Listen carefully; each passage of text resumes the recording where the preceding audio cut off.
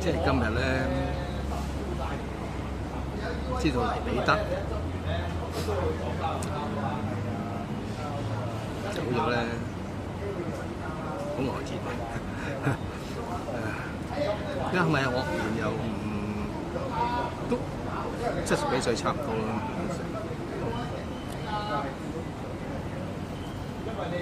人係咁噶啦，有來有往，有來有去。黎彼得，我唔識佢，不過我成日同佢即係成日會唱佢啲歌，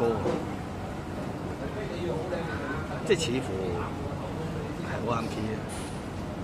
因為我唱嗰啲好多嘅大部分嘅 Sam 嘅歌咧，其實原來都係出自黎彼得，所以原來我唔係唱緊黎彼得，唔係唱緊阿 Sam 嘅歌。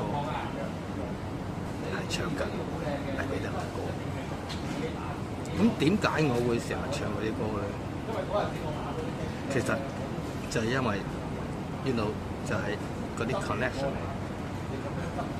你係有咁嘅 frequency， 係有，你係咁嘅特質，你又係有咁嘅諗法，你係咁嘅人，所以嚟講佢，你就會唱佢嘅歌。